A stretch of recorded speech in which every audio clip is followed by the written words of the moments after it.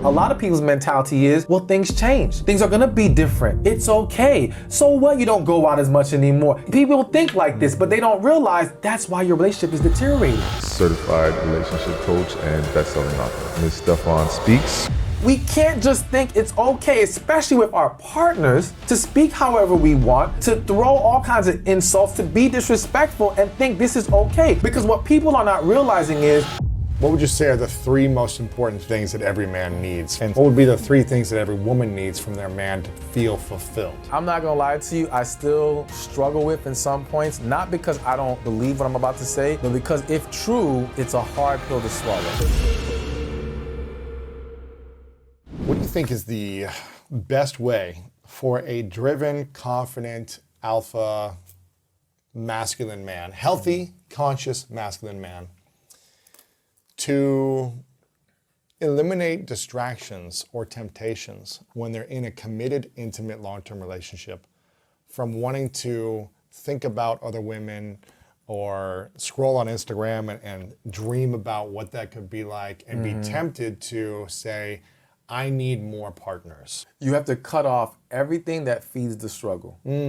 So if you know looking at Instagram puts you in that place, you can't be on Instagram. Now, I know that's easier said than done depending on a person's profession and all these different things, but literally you have to cut off all influences that push you on that path. Because it could be Instagram, it could be the music you're listening to, it could be the TV that you're watching, depending on what you're watching. And I know it's tough because you get to a point where it's like, well, I got to cut off everything almost. But the more you can remove these outside influences, the easier it is for you to be present with your partner. I remember one time there was a guy, his wife had got pregnant. I don't know if they were married at that time. Either way, his partner was pregnant. She put on some weight. He found himself less attracted to her. They weren't having sex as much. He went to get some help. They suggested stop looking at porn, stop looking at Instagram. He stopped. For 3 weeks, he looked at pretty much no other woman unless he passed a woman in the street.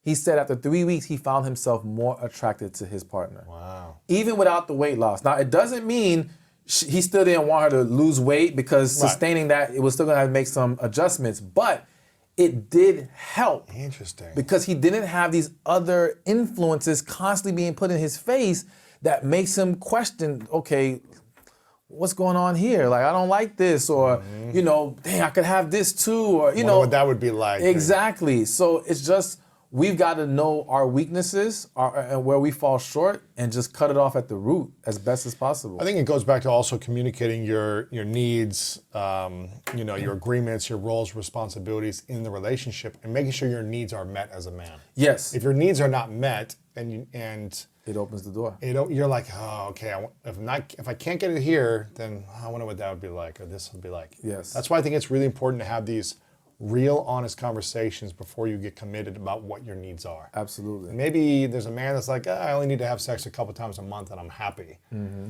For me, that doesn't work, right? And you know, maybe in 20 years it changes. I don't know, but it's like you got to be realistic and say, you know, I've had conversations with Martha where I'm just like, this is what I'm going to need.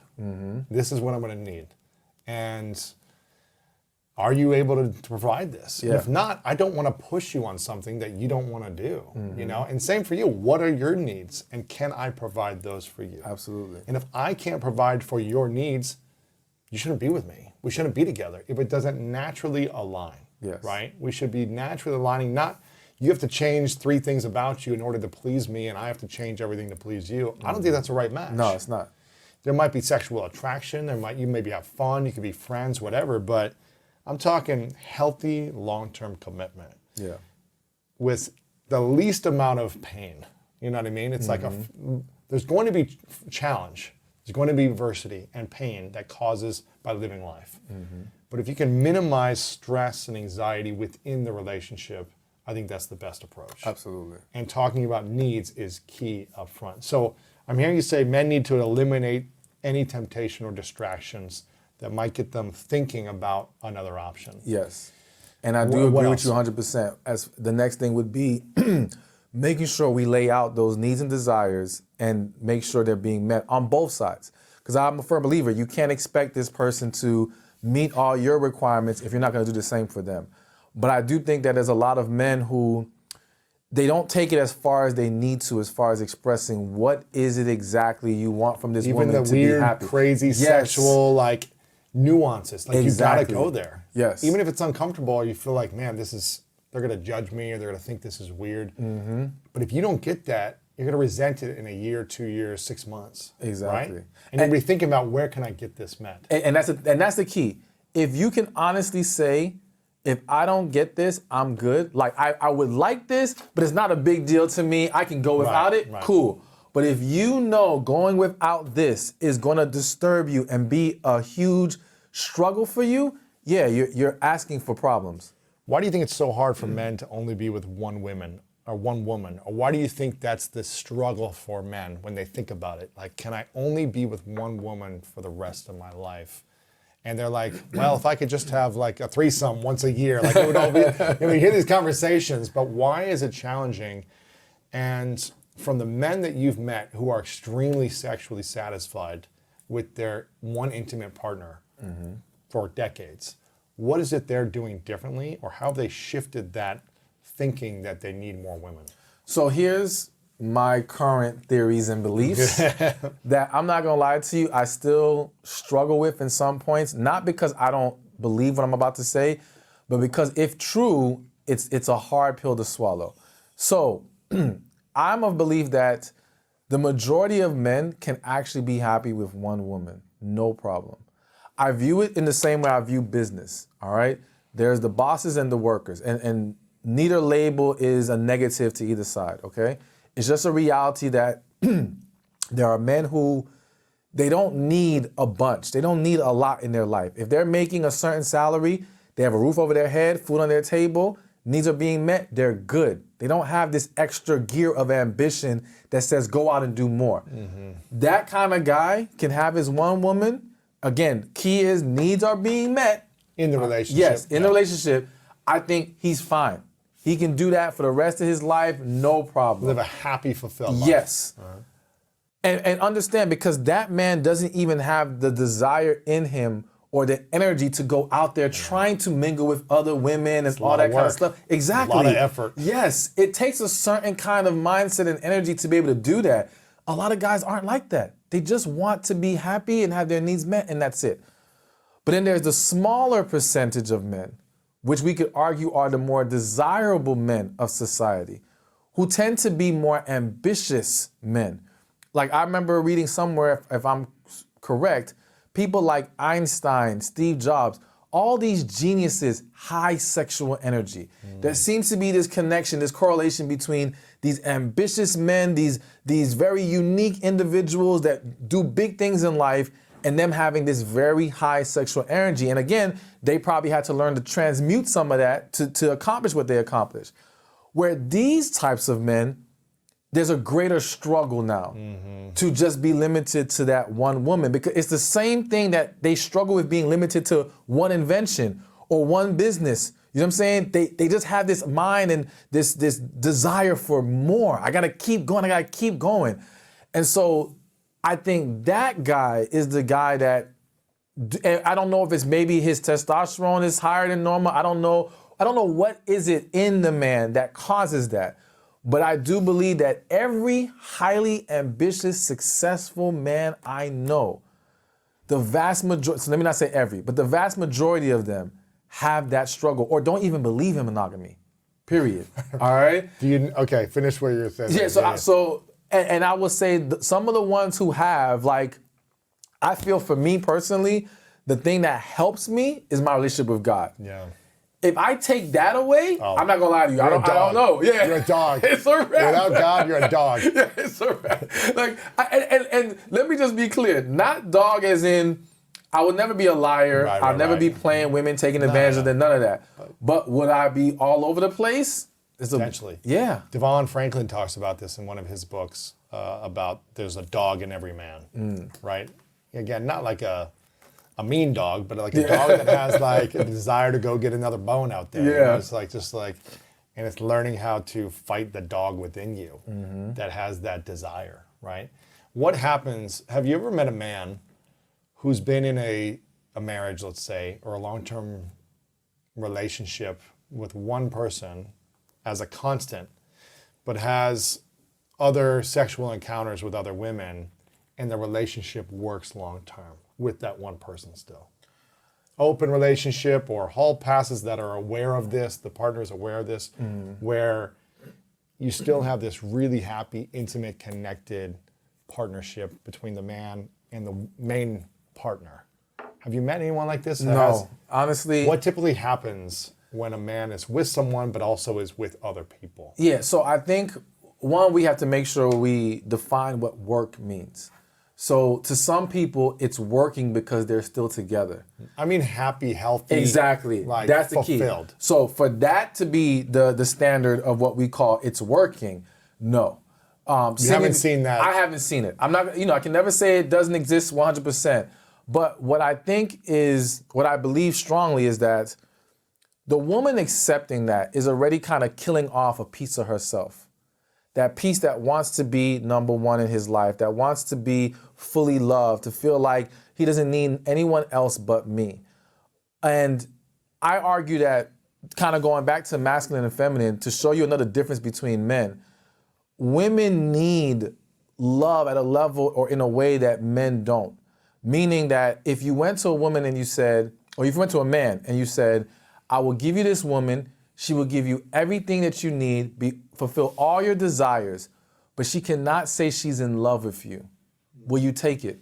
There's a majority of men who will take it. Because, hey, I'm getting my needs met. Yeah, I'm good. Well, who cares, right? If you go to a woman with the same deal, he will fulfill all your needs. He'll be everything that you want, but he cannot say he is in love with you. There's a lot of women who can't take that deal. Really? Yes. Why is that? Because, again, they need that aspect of love, that energy, that it takes things to a different level that speaks to who they are. I believe that speaks to the feminine in the woman. The feminine in the woman craves that love.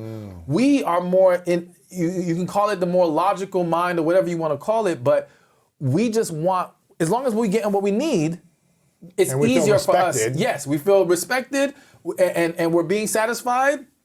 A lot of guys are like, I'm not passing that up. What would you say are the three most important things that every man needs from their partner? Is it respect? What else? Support, respect, and I still got to use sexual satisfaction. Sexual satisfaction. Yeah. Support, sexual satisfaction, and respect. And respect are the three things that most men need in a relationship. Yeah, for them to feel happy and fulfilled. Yeah, because if you take away any of those three, it's a problem. If he doesn't feel respected, it's going to cause huge problems. He doesn't feel supported. A lot of people don't realize a lot of infidelity does not start from that man having a sexual desire for another woman. It can start from a lack of support in the household. And then you have other women coming around who are, feeding his head with, you. I think you're amazing. If you were my man, I would do this and blah, blah, blah, blah. I believe in you. And he doesn't get that at home. And that opens the door to it becoming sexual, which is why you'll see a lot of situations where the man cheats on his partner with a woman who doesn't even look as good as his partner. No, but it's fulfilling some sexual need. Not even a sexual need. It fulfilled first the emotional need. And then, yes, and it could be just sexual depending on what the initial issue was. But yes, it can either be sexual or emotional. But I think people always think it's a sexual thing with men. An emotional need meaning like, I'm not getting the respect I want, so that's an emotional feeling. Yes. Or not feeling supported at home, so that's an emotional feeling. Yes. So the three things that every man you believe needs, most men need, is respect, support, and sexual satisfaction. Yeah. What would be the three things that every woman needs from their man to feel fulfilled? I want to say love, and I guess when I say the word love, I mean it from the standpoint of non-sexual intimacy, being able to pour into her emotionally, mentally, being able to hold her, caress her, everything other than sex. And again, it's not to say that women don't enjoy sex or don't desire or need sex, but if you just gave them sex and you didn't give them those other things, it's gonna be a problem. Yes. Love. So I think love, I think security. Again, it goes back to that needing to feel safe, needing to feel comfortable around you, needing to not feel judged around you.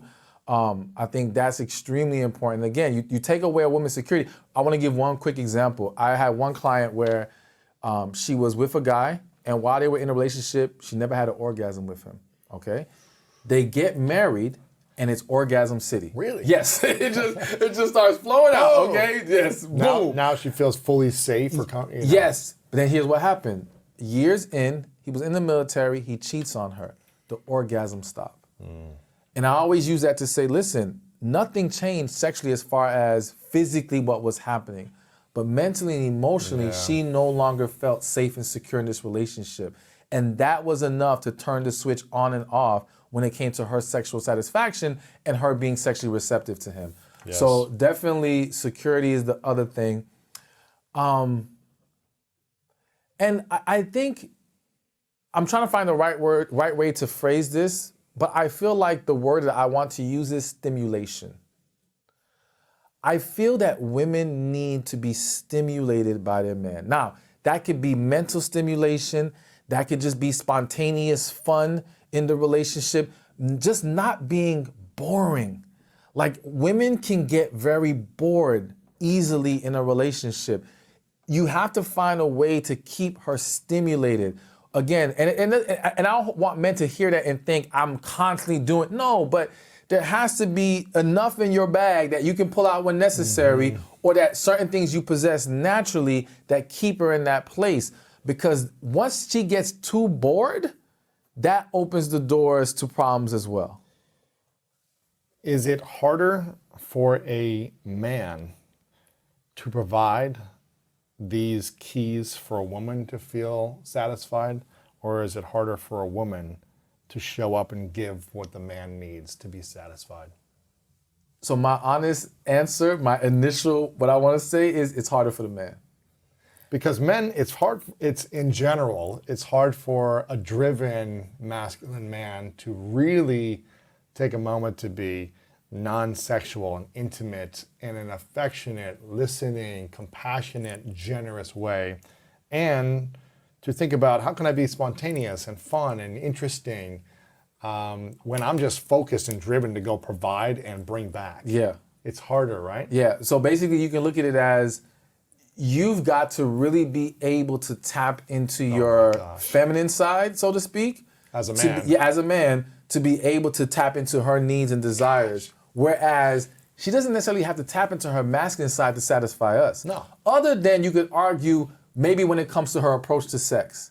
If she approached it from a more masculine, like I'm just ready to go, then yeah, a lot of guys would be happy with that. But she can remain in her feminine. And respect you and support you. Exactly. And Interesting. So it's easy. It will be easier for her from that standpoint. So it's really like men need to really learn how to be masters of themselves and become master of flexing both the masculine energy and the feminine energy to be able to fully pour into their partner, their woman, at a high level the way she needs to receive it. Absolutely. And that means you can't just be the big, strong, tough, driven provider. You got to have some sensitive vulnerability within you to be what it sounds like the ultimate masculine man. Yes. Right? Absolutely. That's definitely, it's all about the balance from within us. And we got to get more comfortable with it. We got to get more educated on how we go about it. You know, because I want men to understand that though I'm encouraging them to tap into their feminine side to be able to provide some of these things, you don't want to lose sight of your masculine. And so that's why it's still important. Like I call it loving in your masculine. All right? You have to learn how to love in your masculine. And that might sound tricky, but I do believe it's extremely possible once you grasp the concept and you start to become comfortable with it. Because consider yourself. Now you're at a point where you had the confidence to say what you want, to lay everything out. You remove the fear of, well, if she doesn't like this, I'm gonna lose her. No, you know what it needs to be. Either you're with it or you're not. So now that allows you to remain in your masculine while you still can provide for her in the ways that she needs. Right. You see? We slide fully into the feminine when we become this, oh my gosh, I have to keep her, I gotta do everything to get her, whatever. We become emotionally needy. Now it's like you're trying to do everything she wants, but you don't have that balance of standing strong in who you are. And that's really all it takes, in my opinion. When someone meets someone new, when is the appropriate amount of time to know that this person could be one of the people that you spend the rest of your life with, a long time with? It's very instant and immediate. So Wow. Here's the thing. Society has brainwashed us to believe that love and identifying it takes time. That's a lie. In most situations, when it takes months, you have not fallen in love. You've learned to tolerate them. You've grown attached to them. All right. You've enjoyed a part of the process. It's giving you connection. You're not lonely. Exactly. And when you've invested months, you are more likely to not want to walk away from it because all the time and energy you put in. So now you mistake your attachment to the investment as love, and it's not really love. When you sit down with people who can say they felt a real, or they have a real connection with their partner, I think every story, I don't know of any one story that's opposite of this, they will all say it was pretty much instant. First date, you may not know 100% fact, I'm gonna marry this person, but you knew the potential was there. You knew like this could be the one. That at least came to mind. And so again, when we don't have that in that first conversation, that first day, it's unlikely. I'm not gonna sit there and say it's impossible that it can happen days later or a week later or whatever. But typically, and even if you can't articulate it as you knew they could be the one, when people look back, they can tell you that they felt something very strong in that initial engagement with their partner that said they knew something was different. They may not even know what it was, but they knew, okay, this isn't normal. This isn't like the rest. Something's going on here. And then there's a full realization of this is it. What is that something that we can't understand, that feeling? What is that called? Is that just like your magnets connected to each other? Is that your energy is so attracted because there's so much opposites or it's so much similarities? What is that force that gets people to say there was something different about this person when I met them? I personally believe it's your spirit recognizing its match. Because there, if you speak to a lot of people of different religious beliefs, there's the belief that things happen in the spirit before they happen in the physical. All right. So it's almost like the spirit is ahead of us, which is why the spirit knows the truth, which is why intuition, gut instinct, third eye, whatever you want to call it, it always seems to be accurate because your spirit knows before you know. So we're feeling it within our spirit. The problem is it's getting our mind in tune with the spirit. It's allowing our heart to accept what the spirit is saying to us. But we feel it, we just don't know how to always explain it. Those who are very in tune with the spirit can recognize it much quicker and accept it for what it is much quicker because they're very in tune already. Why is it so hard for our mind and our heart to get caught up to our gut or intuition of that initial explosion of chemistry? And also, can that explosion of connection and chemistry be harmful in a different way? Okay, so one, fear. Fear is the number one reason why we struggle to accept. So one of the things I explain to a lot of women, and I have my membership group for them. So I've had this discussion where I say, listen, the difference between intuition and fear is logical deduction. So when you're trying to analyze and break things down, that's your mind, all right? And fear is coming into that because you're saying, well, I shouldn't do this because of that, or this can't be this because of that. Intuition requires no logic. Your spirit requires no logic. It simply feels, it senses, it knows. That's it. You don't have to explain it. Again, gut instinct doesn't require things to logically add up. It just tells you this is it, or something's wrong, or this is right, or whatever the case may be. So fear is the number one thing, and that fear stems from lack of healing from past relationships. We've been down this road of emotional investment. We've gotten hurt before. We've been wrong in our lives about wanting to believe someone could be it. Even though we know this feels different, we still have the fear of disappointment that creeps back in. How do we let go of that fear and not sabotage an amazing opportunity in a relationship? You got to heal from your past. There's no way around it. And this is why I say people who have not healed, they can meet their connection right now, the most amazing partner, and it will scare them to death. And they will either run, self-sabotage, something. It's going to be a problem because they have not healed. And when you have not healed, the vulnerability that's required in connection is so unlike anything else or with anyone else that if you don't have a level of confidence and, again, a foundation of healing in your life, it seems way too overwhelming and scary. So you've got to heal in order to not find yourself sabotaging, run away, and not being able to embrace that real love.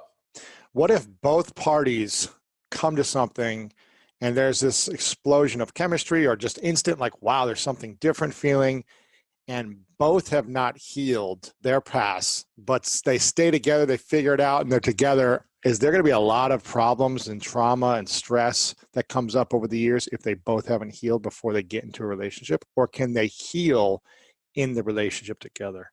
It is possible. Let me backtrack a little bit. First, let me say that people have to understand there is the such thing as right person, wrong time. All right. Mm-hmm. People don't want to believe that. There are a lot of people who reject that idea. They say, oh, if it's the wrong time, it's not the right person. That's not true. You can meet that individual that you have an amazing connection with, but both parties still need growth before they can come together. All right. And so now, what happens if they come together and they haven't healed? So here's the thing. It is possible to get through that and survive and have a healthy relationship. It is unlikely for most people to survive being with someone you have a connection with and you have not healed. Again, most people won't even allow themselves to be with that person. They'll sabotage it so much. They'll dive in, but then they'll cheat, or they won't respond to the person. They'll do something, right? Yes, and speaking of cheating, they tend to have a history of going back to an ex because the ex feels safer because it's not as vulnerable over there. All right. I can maintain more emotional control. It's familiar. So it's easier. So I've seen plenty of situations where, again, the connection was so overwhelming. So they ran back to their ex. No, they're not for the ex is not for them and they're not for their ex. But again, it just feels safer there.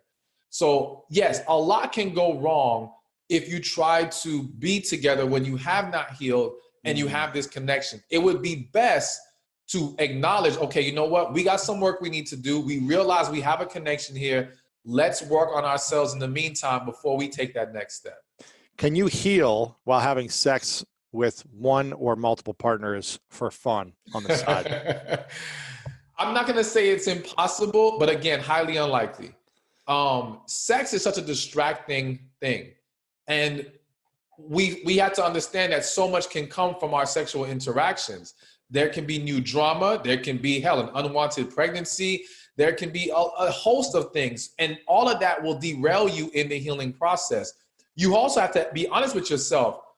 You may be having the sex because you're trying to distract yourself from the healing.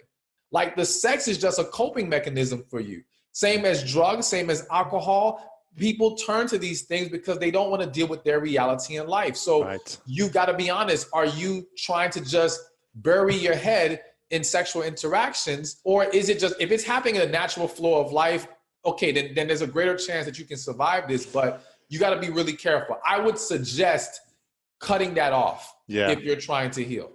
Again, I don't want to say it's impossible, but you're going to make it extremely difficult and highly unlikely. For sure. I want to ask you about the best ways to meet someone these days, 2020 moving forward, the do's and don'ts for online dating. But what I'm hearing you say is that you shouldn't be trying to meet someone. You shouldn't be doing the online dating game until you've fully healed, or at least started the process of healing, because healing is a journey. Sometimes things take a lot longer to heal fully, but at least acknowledging and starting that process. What would be a process to start healing your past relationships or pains before we get into the conversation of do's and don'ts of online dating? Okay. So of course, going to a therapist or coach is the ideal thing to do. You typically need that outside party that can help you process some things, help you see new perspectives, and go through a process of healing. Now, I will be honest, not every coach and therapist is going to help someone heal. Sometimes it just turns into a venting session.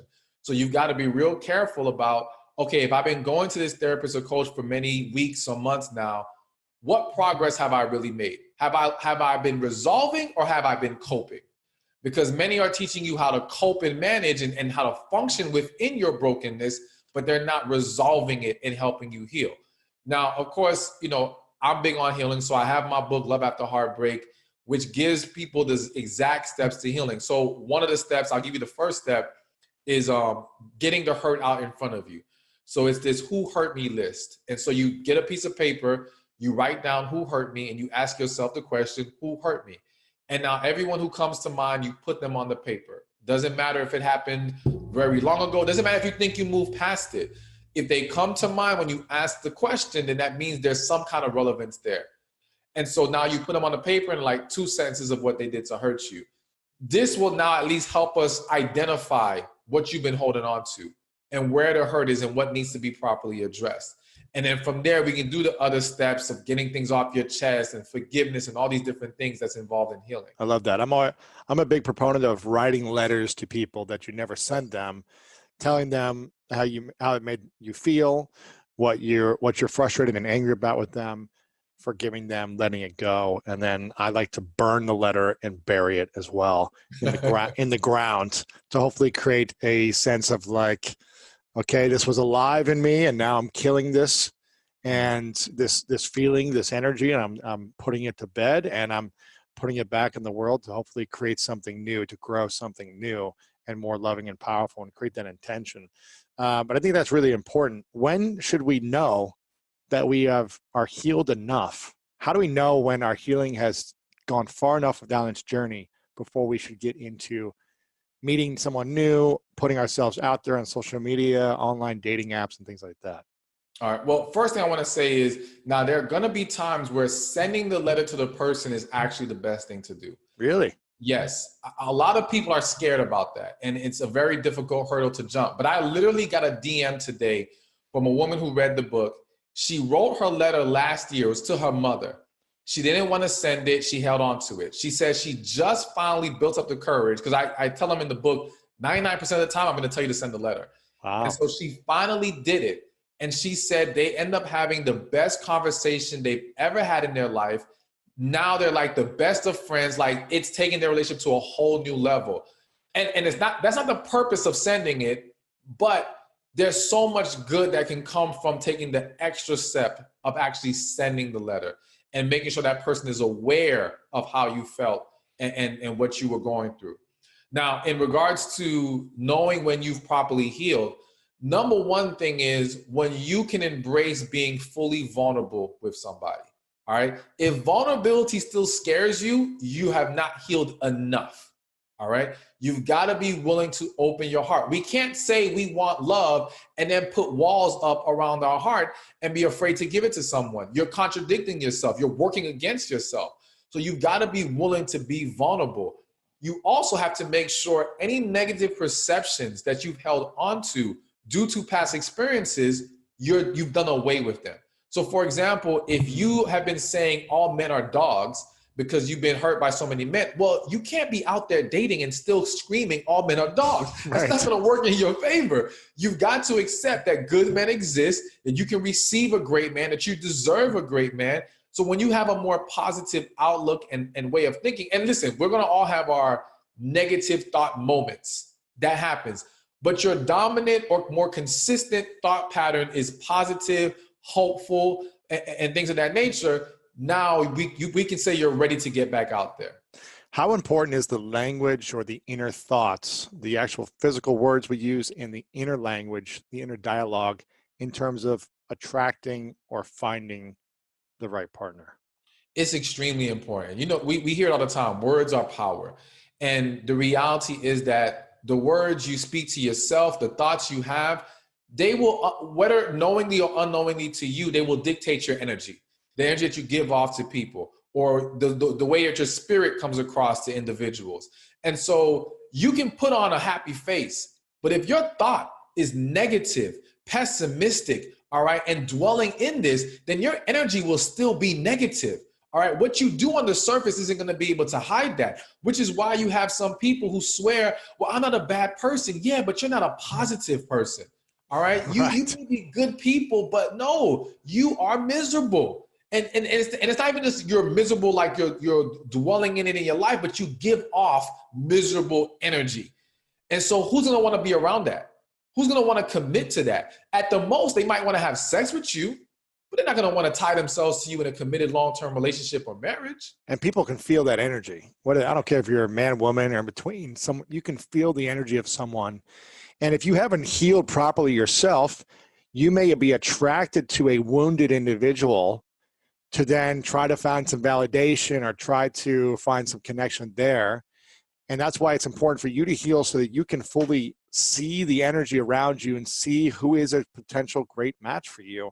Because if you haven't healed, you're going to keep attracting negativity and repeating certain patterns. Is that correct? That is absolutely correct. And if you talk to any person who has healed, they can tell you how they feel energy even more now, where they become more aware. It's so much easier to see past the facades that so many people are putting up, because now healing allows us to get more in tune with our spirit. And by getting more in tune with our spirit, we get more in tune with everyone's spirit. Because technically we are all connected through the spirit, all right?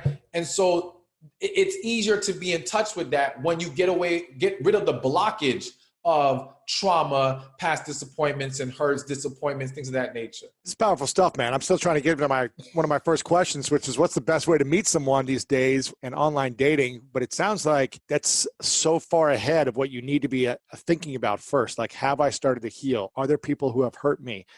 Are there people that I need to apologize to? You know, all these different things. It's almost like you got to do the work before you can start doing the work of finding someone. Absolutely. I don't want a deteriorated relationship. So when I think about, yes, can I be with someone past 10, 15 years if I accept a level of mediocrity? Of course.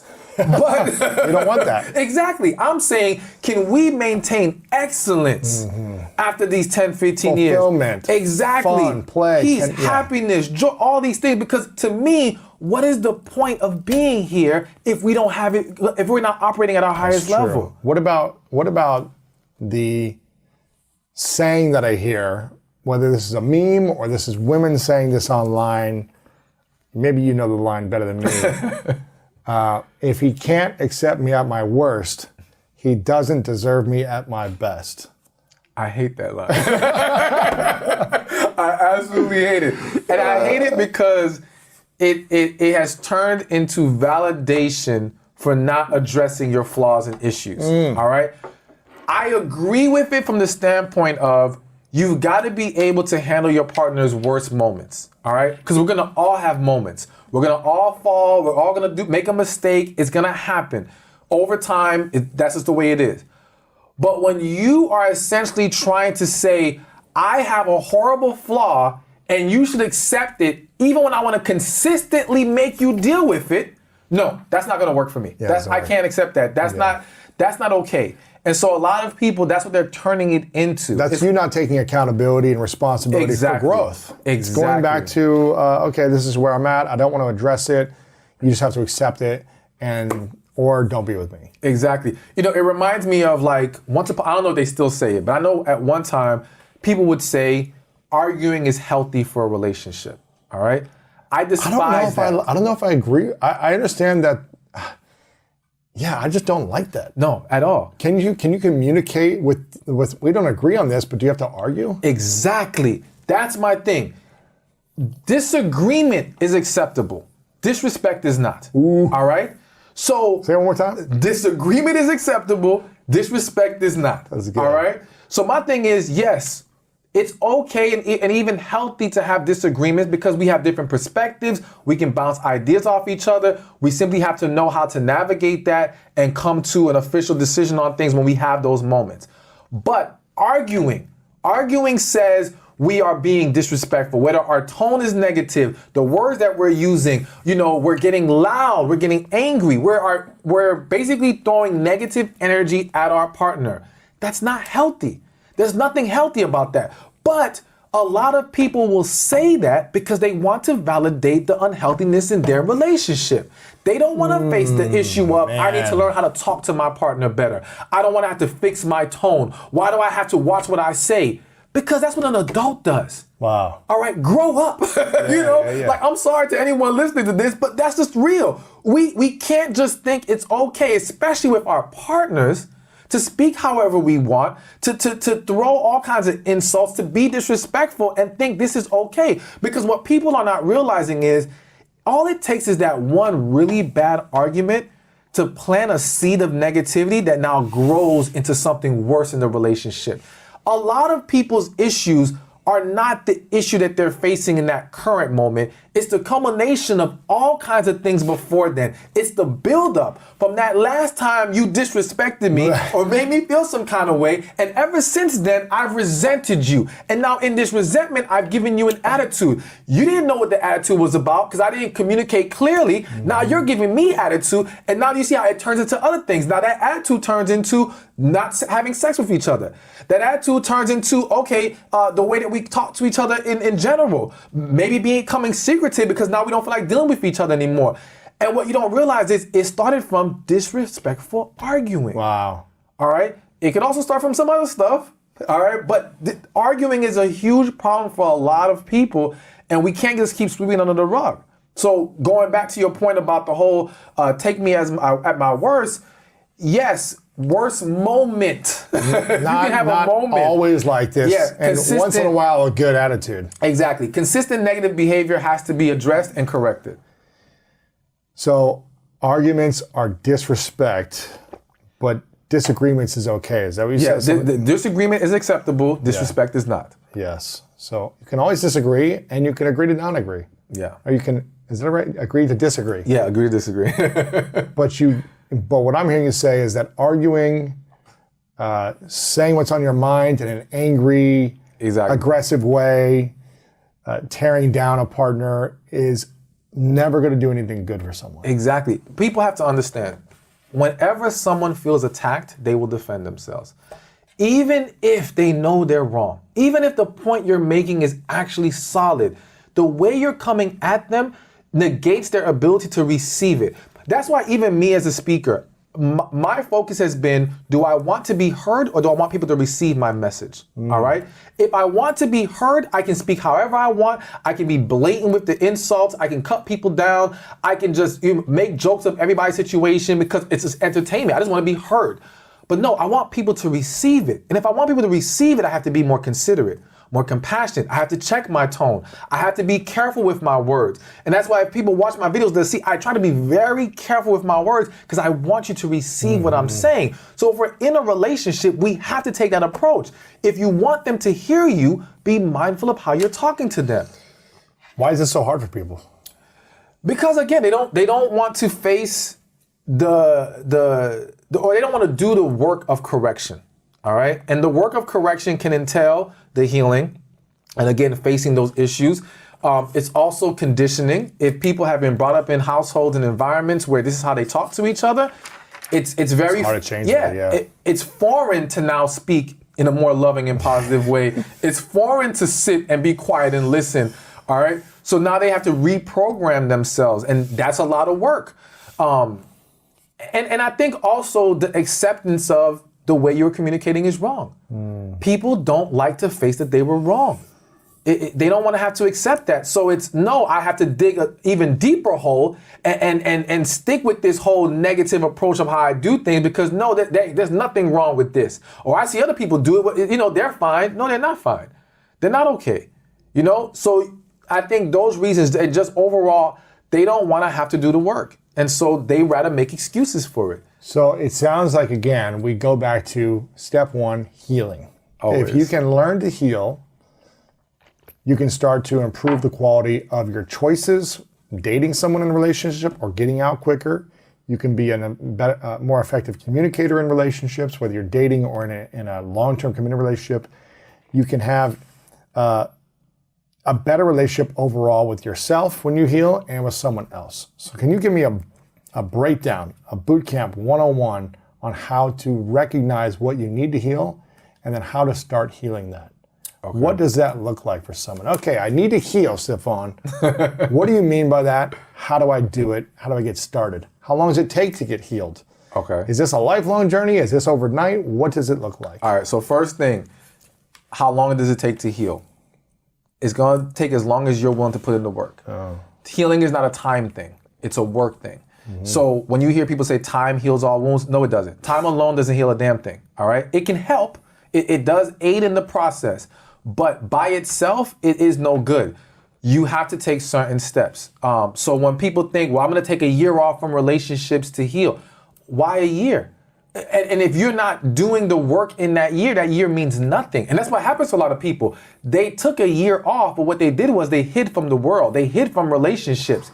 They went in their corner, all right, and distracted themselves, but they never healed. Now they come back out of that year and they're still the same person. Or maybe they're not the same. Maybe the first few months of dating, they're a little different, but then they fall back into Exactly, because they never resolved things at its core. Now, in terms of recognizing what to heal, my first step is called the Who Hurt Me list, all right? So you get a piece of paper, you write down on a piece of paper, who hurt me? And now every person who comes to mind, you write them down on the piece of paper. It doesn't matter how long ago it happened, doesn't matter if you think you moved past it, if you think it's not relevant. If they come to mind, then there's some level of relevance there. Put them on the paper in about a sentence or two of what they did to hurt you, all right? This is how we're gonna start to locate what you've been holding on to. But you really gotta go into this exercise very genuine. You can't be trying to control the narrative. You just gotta let yourself feel. Just ask yourself the question, close your eyes, let it come out. What's the question they should ask? Who hurt me? That's it. Who hurt me? That's it. And what if they're like, I can only think of like 3 people that really hurt me. Should they be thinking of like every instant they can think of from childhood of that one comment, or should this be this person punched me in the face? Anybody who comes to mind. So I don't want them to force it, but I don't want them to undermine it in any kind of way either. Just whoever comes to mind, put them on the paper. Because even if there's a situation where you forgot somebody, if we tackle the big one, you're not gonna be able to escape the big ones. The big ones are gonna come out. They're gonna come to mind. Right. If we can tackle those, then that might set the stage where everything else gets taken care of naturally. Sure. All right? Because now your awareness is gonna be there and your level of healing will allow you to see things differently. If I'm completely honest, I think there's obviously always historically been so much pressure on women and how they approach relationships. And I think there's now a lot of that pressure on men